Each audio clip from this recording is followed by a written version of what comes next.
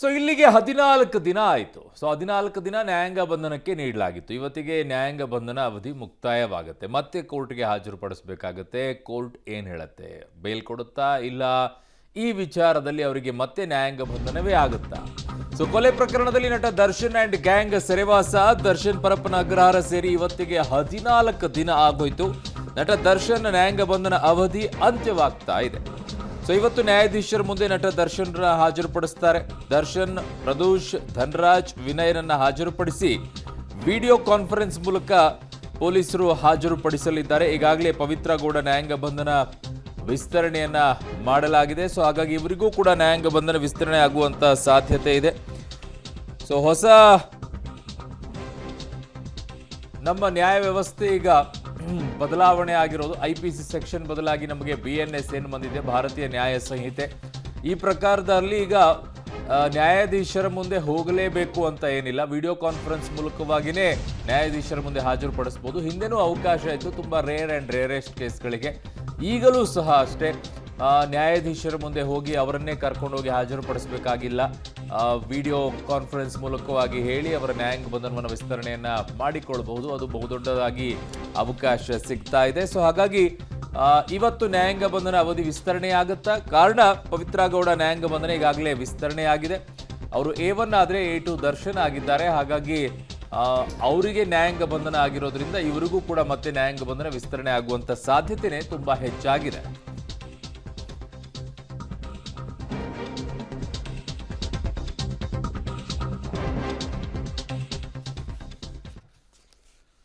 So ಮಂಗಳವಾರವೇ video ಕಾನ್ಫರೆನ್ಸ್ನಲ್ಲಿ ಪವಿತ್ರ ಅವರನ್ನ ನ್ಯಾಯಾಧೀಶರ ಮುಂದೆ ಹಾಜರುಪಡಿಸಿದ್ರು. ಆವಾಗ ಅವರ ನ್ಯಾಯಾಂಗ ಬಂಧನ ವಿಸ್ತರಣೆಯನ್ನ ಮಾಡಿದ್ರು 2 ದಿನದ ಹಿಂದೆನೆ.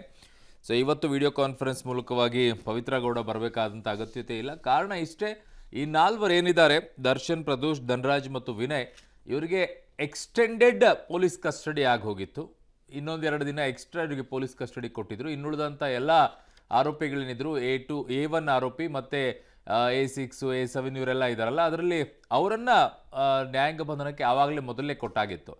ಇವರಿಗೆ ಈಗ ಕೊಟ್ಟಿರೋದ್ರಿಂದ ಈ 4 ಜನರಿಗೆ ಮಾತ್ರ ನ್ಯಾಯಾಂಗ ಬಂಧನದ ವಿಚಾರ ಇವತ್ತಿಗೆ ಅಂತ್ಯವಾಗ್ತಾ ಇದೆ. ಹಾಗಾಗಿ ವಿಡಿಯೋ ಕಾನ್ಫರೆನ್ಸ್ ಮೂಲಕವಾಗಿ ಪ್ರೊಡ್ಯೂಸ್ ಮಾಡ್ತಾರೆ. ಸೊ ಏನಾಗುತ್ತೆ, ಮಂಗಳವಾರವೇ ಇವತ್ತು 14 ದಿನ ಅವ್ರದ್ದು ಪವಿತ್ರ ಗೌಡ ಅವ್ರದ್ದು ಮುಕ್ತಾಯವಾಗಿತ್ತು. ಇವತ್ತು ಗುರುವಾರ ಇವ್ರದ್ದು ಮುಕ್ತಾಯವಾಗ್ತಾ ಇದೆ. ಮತ್ತೆ ಅವರ ನ್ಯಾಯಾಂಗ ಬಂಧನ ಅವಧಿ ವಿಸ್ತರಣೆ ಆಗುವಂಥ ಸಾಧ್ಯತೆ ತುಂಬ ದಟ್ಟವಾಗಿದೆ. ಕಾರಣ ಜಾಮೀನು ಸಿಗೋದು ಸ್ವಲ್ಪ ಕಷ್ಟ ಈ ಪ್ರಕರಣದಲ್ಲಿ, ಚಾರ್ಜ್ ಶೀಟ್ ಸಲ್ಲಿಕೆ ಆಗುವವರೆಗೂ. ಇವತ್ತು ಕೊಲೆ ಪ್ರಕರಣದ ಪ್ರಮುಖ ಆರೋಪಿಯಾಗಿರುವಂತಹ ನಟ ದರ್ಶನ್ ಅವರ ನ್ಯಾಯಾಂಗ ಬಂಧನ ಅಂತ್ಯವಾಗ್ತಾ ಇದೆ. 2 ತಿಂಗಳು ನಟ ದರ್ಶನ್ಗೆ ಹಾಗಾದ್ರೆ ಜೈಲೇ ಗತಿನಾ ಅನ್ನುವಂತಹ ಪ್ರಶ್ನೆ ಮುನ್ನೆಲೆಗೆ ಬರ್ತಾ ಇದೆ. ದೋಷಾರೋಪ ಪಟ್ಟಿ ಬಳಿಕವಷ್ಟೇ ಜಾಮೀನಿಗೆ ಅರ್ಜಿಯನ್ನು ಸಲ್ಲಿಸಲಿಕ್ಕೆ ದರ್ಶನ್ ಪರ ವಕೀಲರು ನಿರ್ಧರಿಸಿದ್ದಾರೆ.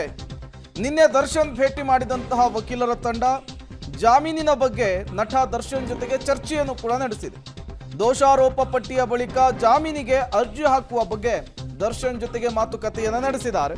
ದರ್ಶನ್ಗೂ ಕೂಡ ಈ ಪ್ರಕರಣದ ಗಂಭೀರತೆ ಗೊತ್ತಿದೆ.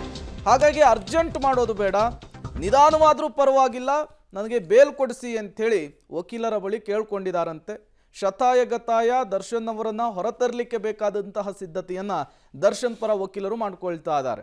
ಮತ್ತೊಂದು ಕಡೆ ದರ್ಶನ್ ಅವರ ಪತ್ನಿ ವಿಜಯಲಕ್ಷ್ಮಿ ದೊಡ್ಡ ಲಾಯರನ್ನು ಇಡಬೇಕು, ಈ ಸಂಕಷ್ಟದಿಂದ ಗಂಡನನ್ನು ಪಾರು ಮಾಡಬೇಕು ಅನ್ನುವಂತಹ ನಿಟ್ಟಿನಲ್ಲಿ ಅವಿರತ ಪ್ರಯತ್ನವನ್ನು ಕೂಡ ಮಾಡ್ತಾ ಇರುವಂಥದ್ದು.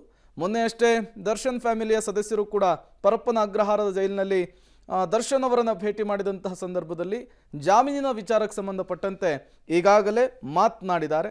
ಸಾಮಾನ್ಯವಾಗಿ ಈಗಾಗಲೇ ರೆಗ್ಯುಲರ್ ಬೇಲ್ಗೆ ಅಪ್ಲೈಯನ್ನು ಮಾಡಬಹುದು. ಬಟ್ ದೋಷಾರೋಪ ಪಟ್ಟಿಯಲ್ಲಿ ಯಾವೆಲ್ಲ ಅಂಶಗಳನ್ನು ಉಲ್ಲೇಖಿಸಿದ್ದಾರೆ, ಏನೆಲ್ಲ ಸಾಕ್ಷ್ಯಗಳನ್ನು ಉಲ್ಲೇಖಿಸಿದ್ದಾರೆ, ಜೊತೆಗೆ ದರ್ಶನ್ ಪಾತ್ರ ಏನು ಅನ್ನೋದು ಮುಖ್ಯವಾಗುತ್ತೆ. ಅದರ ಮೇಲೆ ಬೇಲ್ ಸಿಗುತ್ತಾ ಇಲ್ವಾ ಅನ್ನೋದು ಗೊತ್ತಾಗುತ್ತೆ.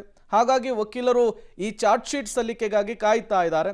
ದೋಷಾರೋಪ ಪಟ್ಟಿ ನ್ಯಾಯಾಲಯಕ್ಕೆ ಸಲ್ಲಿಕೆ ಆಗ್ತಾ ಇದ್ದ ಹಾಗೆ ಅದರ ಪ್ರತಿ ದರ್ಶನ್ ಪರ ವಕೀಲರಿಗೆ ಸಿಗ್ತಾ ಇದ್ದ ಹಾಗೆ ಬೇಲ್ಗೆ ಅಪ್ಲೈ ಮಾಡಲಿಕ್ಕೆ ಪ್ಲಾನನ್ನು ಮಾಡಿಕೊಂಡಿರುವಂಥದ್ದು. ಮತ್ತಷ್ಟು ಡೀಟೇಲ್ಸನ್ನು ಕೊಡ್ತಾರೆ. ಮುರಳಿ ನೇರ ಸಂಪರ್ಕದಲ್ಲಿ ಜಾಯಿನ್ ಆಗಿದ್ದಾರೆ. ಮುರಳಿ, ಇವತ್ತು ನ್ಯಾಯಾಂಗ ಬಂಧನ ಅಂತ್ಯವಾಗ್ತಾ ಇದೆ, ಸಹಜವಾಗಿಯೇ ವಿಸ್ತರಣೆ ಆಗುತ್ತೆ, ಅದರಲ್ಲಿ ಯಾವುದೇ ರೀತಿಯ ಡೌಟ್ ಇಲ್ಲ.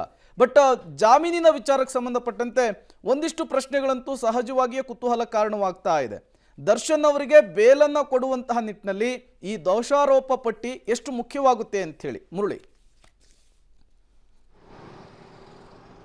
ಖಂಡಿತವಾಗಿಯೂ ಪ್ರೇಮ್, ಯಾಕೆಂದರೆ ಈ ಪ್ರಕರಣಕ್ಕೆ ಸಂಬಂಧಪಟ್ಟಂತೆ ಈಗಾಗಲೇ 15 ದಿನಗಳ ಕಾಲ ಆಗೋಗಿದೆ. ಆದರೆ ಅವರ ಪೊಲೀಸ್ ಕಸ್ಟಡಿ ಮುಕ್ತಾಯ ಆಗಿ 15 ದಿನಗಳ ಕಾಲ ಅವರ ಜೈಲು ವಾಸವನ್ನು ಅನುಭವಿಸಿದ್ದಾರೆ. ಆದರೆ ಅವರ ಪರ ವಕೀಲರು ಇದುವರೆಗೂ ಕೂಡ ಜಾಮೀನಿಗೆ ಅರ್ಜಿಯನ್ನು ಸಲ್ಲಿಕೆ ಮಾಡಬೇಕು ಅಂತ ಹೇಳಿ ಪ್ರಯತ್ನಗಳನ್ನು ಮಾಡ್ತಾ ಇಲ್ಲ. ಯಾಕೆಂದರೆ ಪ್ರಮುಖವಾಗಿ ಈಗ ಜಾಮೀನಿಗೆ ಅರ್ಜಿಯನ್ನು ಸಲ್ಲಿಕೆ ಮಾಡಿದರೆ ಅದು ರಿಜೆಕ್ಟ್ ಆಗುವಂಥ ಸಾಧ್ಯತೆಗಳಿರ್ತವೆ. ಅದಾದ ನಂತರ ಹೈಕೋರ್ಟ್ಗೆ ಮೇಲ್ಮನವಿ ಹೋಗಬೇಕು. ಮೇಲ್ಮನವಿ ಹೋದ ಸಂದರ್ಭದಲ್ಲಿ ಹೈಕೋರ್ಟ್ನಲ್ಲಿ ಡೇಟ್ ಆಗುವಂಥದ್ದು ಸಾಧ್ಯತೆಗಳು ತೀರಾ ಕಡಿಮೆ ಆಗ್ತದೆ. ತುಂಬ ದಿನಮಾನಗಳ ಕಾಲ ಆಗ್ತದೆ. ಆ ಹಿನ್ನೆಲೆಯಲ್ಲಿ ದೋಷಾರೋಪ ಪಟ್ಟಿ ಸಲ್ಲಿಕೆ ಆದ ಬಳಿಕ ಅಷ್ಟೇ ಜಾಮೀನಿಗೆ ಅರ್ಜಿಯನ್ನು ಸಲ್ಲಿಕೆ ಮಾಡಬೇಕು ಅಂತೇಳಿ ಒಂದಷ್ಟು ಮಾತುಕತೆಗಳಾಗಿರುವಂಥದ್ದು. ಆ ಹಿನ್ನೆಲೆಯಲ್ಲಿ ವಕೀಲರು ಕೂಡ ಆ ರೀತಿಯ ಪ್ರಯತ್ನಗಳನ್ನು ಕೂಡ ಮಾಡ್ತಾ ಇದ್ದಾರೆ. ಯಾಕೆಂದರೆ ಕಳೆದ 2 ದಿನಗಳ ಹಿಂದೆ ದರ್ಶನ್ ಅವರನ್ನು ಭೇಟಿ ಮಾಡಿದ ಸಂದರ್ಭದಲ್ಲಿ ಅವರಿಗೆ ಇದೆಲ್ಲದ್ರ ಬಗ್ಗೆ ಅಂದರೆ ಏನೇನು ವಿಚಾರಗಳಿದ್ದಾವೆ ಅವೆಲ್ಲದ್ರ ಬಗ್ಗೆಯೂ ಕೂಡ ಮಾಹಿತಿಗಳನ್ನು ಅವ್ರಿಗೆ ಹಂಚ್ಕೊಂಡಿದ್ದಾರೆ ವಕೀಲರು. ಯಾಕೆಂದರೆ ದೋಷಾರೋಪ ಪಟ್ಟಿ ಹಾಕಿದ ಬಳಿಕ ಏನು ಜಾಮೀನಿಗೆ ಅರ್ಜಿ ಹಾಕಿದ್ರೆ ಎಷ್ಟು ಪಾಸಿಟಿವ್ ಆಗುತ್ತೆ ಮತ್ತು ಈಗ ಜಾಮೀನನ್ನು ಅರ್ಜಿ ಹಾಕಿದ್ರೆ ಯಾವ ರೀತಿಯಲ್ಲಿ ತೊಂದರೆಗಳಾಗುವಂಥದ್ದು, ನೆಗೆಟಿವ್ ಆಗುವಂಥದ್ದು, ಈ ಎಲ್ಲ ವಿಚಾರಗಳನ್ನು ಕೂಡ ಅವರಿಗೆ ಮನವರಿಕೆಯನ್ನು ಮಾಡಿಕೊಟ್ಟು ಅದಾದ ಬಳಿಕ ಅವರು ಕೂಡ ಇದಕ್ಕೆ ಸಮ್ಮತಿಯನ್ನು ಸೂಚಿಸಿದ್ದಾರೆ ಅನ್ನೋದ್ರ ಬಗ್ಗೆ ಮಾಹಿತಿಗಳು ಸಿಗ್ತಾ ಇರೋಂಥದ್ದು. ಯಾಕೆಂದರೆ ಕೊಲೆಯಲ್ಲಿ A2 ಆರೋಪಿಯಾಗಿರುವಂಥ ದರ್ಶನ್ ಅವರು ಕೂಡ ಪ್ರಮುಖ ಪಾತ್ರವನ್ನು ವಹಿಸಿದ್ರು. ಕಿಡ್ನಾಪ್ ಇರ್ಬೋದು ಅಥವಾ ಹತ್ಯೆ ಇರ್ಬೋದು, ಅದಾದ ನಂತರ ಶವನ ಸಾಗಿಸುವಂಥ ವಿಚಾರದಲ್ಲಿರ್ಬೋದು ಮತ್ತು ಸಾಕ್ಷಿ ನಾಶ ಮಾಡಿದಂಥ ವಿಚಾರ ಇರ್ಬೋದು. ಈ ಎಲ್ಲ ಆರೋಪಗಳು ಕೂಡ ದರ್ಶನ್ ಅವರ ಮೇಲೆ ಇರುವ ಹಿನ್ನೆಲೆಯಲ್ಲಿ ಅವರಿಗೆ ಜಾಮೀನಿನ ಅರ್ಜಿಯನ್ನು ಸಲ್ಲಿಕೆ ಮಾಡಬೇಕು ಅಂದರೆ ದೋಷಾರೋಪ ಪಟ್ಟಿ ಆಗಬೇಕು.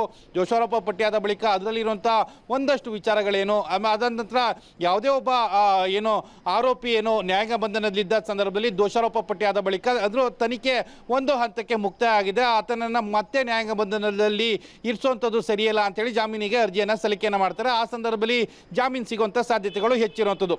ಕನಿಷ್ಠ 90 ದಿನಗಳ ಕಾಲ ಈ ದೋಷಾರೋಪ ಪಟ್ಟಿಯನ್ನು ಸಲ್ಲಿಕೆ ಮಾಡಲಿಕ್ಕೆ ಅವಕಾಶ ಇರುವಂಥದ್ದು. ಈಗಾಗಲೇ 1 ತಿಂಗಳ ಕಾಲ ಮುಗಿದೋಗಿದೆ. ಅದು ಪೊಲೀಸ್ ಕಸ್ಟಡಿ ಇರ್ಬೋದು ಮತ್ತು ನ್ಯಾಯಾಂಗ ಬಂಧನ ಇರ್ಬೋದು. ಇನ್ನು ಕೇವಲ ಪೊಲೀಸರಿಗೆ ಉಳಿದಿರುವಂಥದ್ದು 50-55 ದಿನಗಳ ಕಾಲ ಮಾತ್ರ. ಆ ಹಿನ್ನೆಲೆಯಲ್ಲಿ ಅದಾದ ಬಳಿಕ ದೋಷಾರೋಪ ಪಟ್ಟಿಯನ್ನು ಹಾಕ್ತಾರೆ. ಅದಾದ ಬಳಿಕ ಜಾಮೀನಿಗೆ ಅರ್ಜಿಯನ್ನು ಸಲ್ಲಿಕೆ ಮಾಡುವಂಥದ್ದು. ಪ್ರೇಮ್, ಓಕೆ, ಹಾಗೆ ಸಂಪರ್ಕದಲ್ಲಿರಿ ಮುರಳಿ, ನಿಮ್ಮಿಂದ ಮತ್ತಷ್ಟು ಡೀಟೇಲ್ಸನ್ನು ಪಡಿತಾ ಹೋಗ್ತೀವಿ.